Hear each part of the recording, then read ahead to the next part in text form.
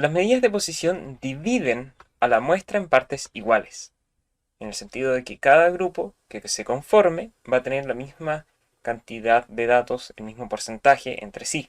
Y nosotros usamos cuantiles que nos van a decir, cuando los datos estén ordenados de menor a mayor, cómo se va distribuyendo la muestra. Cuantiles siendo uno de ellos los cuartiles, donde se divide la muestra en 4 partes iguales. Si por ejemplo tenemos esta muestra, que tiene una cantidad impar de datos, para un cuartil, la fórmula para encontrar la posición del cuartil 1, 2 o 3 en una muestra ordenada de menor a mayor e impar es la siguiente, que estoy escribiendo acá, donde K es el cuartil que queremos seleccionar, el 1, el 2 o el 3, N es el total de datos y se divide todo esto por 4. Entonces, por ejemplo, si queremos de esta cantidad de datos, que son 11, si queremos encontrar el cuartil 1, tenemos que reemplazar la K por el 1, la N por 11, más 1, partido 4, 11 más 1 es 12, por 1 es 12, partido 4 es 3. Entonces la posición del cuartil 1 en esta muestra va a ser el 15. O sea, la posición es 3 y el valor del cuartil 1 es 15. Y así pueden hacerlo para los otros cuartiles en caso que sea el 2 o el 3. De todas formas, en caso de que esto sea par, la fórmula es bastante similar. Tan solo que en vez de tener ese más 1, simplemente tenemos la multiplicación partido por 4 y tenemos que además considerar el número siguiente a ese. Entonces, cuando tengamos la posición y luego el valor de esos dos números que correspondan al cuartil correspondiente, tenemos que obtener su promedio y ese valor sería nuestro cuartil en cuestión. Luego, si tenemos un diagrama de caja y bigote, o como bien ustedes le pueden decir, que es este que está abajo, cada una de estas líneas representa algo. El primero es el menor dato registrado en toda la muestra.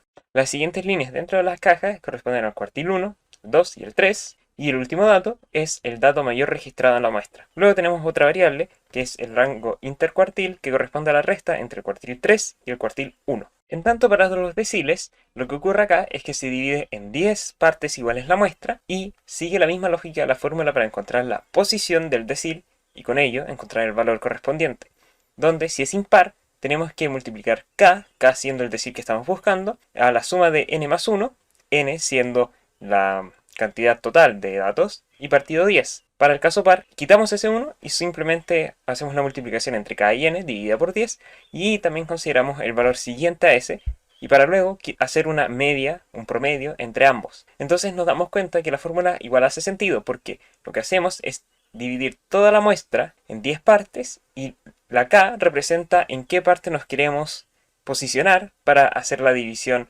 correspondiente, si es el decil 1, 2, 4, 5, 6, etc. Y de nuevo, para el percentil la lógica es la misma, tan solo que ahora estamos dividiendo por 100, tanto para impar como para par, y no se les olvide que cuando es par tenemos que hacer un promedio entre estos dos datos. Recalcar también que lo que estamos calculando con estas fórmulas es la posición del decil y no el valor. El valor lo da por el dato que se encuentra en la posición que obtengamos de esta fórmula. Y para datos agrupados que estén en intervalos, solo podemos decir dónde podría estar cierto decil, dónde podría estar cierto cuartil, en qué intervalo, pero no qué valor va a tomar, porque ello implica una fórmula más compleja que el DEMRE no evalúa. En este diagrama de caja vemos los sueldos de los trabajadores y nos preguntan cuál es siempre verdadera. Y en esta iré descartando cada una porque creo que nos enseña cosas muy importantes. La primera nos dice que el rango intercuartil entre los sueldos de los trabajadores es 250.000 y eso es correcto, porque el rango intercuartil corresponde al cuartil 3, que es 750.000, menos 500.000 que al cuartil 1. Y efectivamente eso da la cantidad y la respuesta correcta es esa. Por eso vamos a ir descartando el resto para ver por qué estarían malas. La B nos dice que el promedio de los sueldos de los trabajadores es 650.000 y eso es incorrecto porque ello corresponde a la mediana o al cuartil 2, pero no al promedio. Tan solo este dato señala en qué punto está el 50% de todos los sueldos de los trabajadores en este caso. La C también es incorrecta porque nos dicen que entre 300 y 500 hay mayor cantidad de trabajadores que de 650 a 750.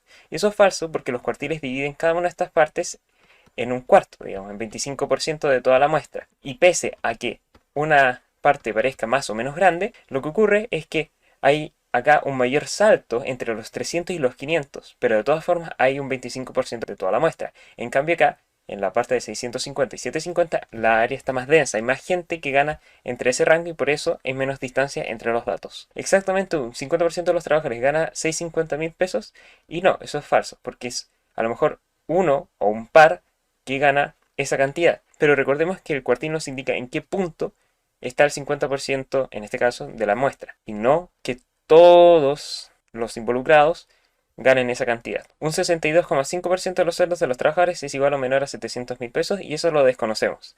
No sabemos cómo se distribuyen los sueldos en la caja, tan solo sabemos los intervalos donde hay un 25% de personas. Así que tampoco es correcto decir esto y en consecuencia la más correcta es la A.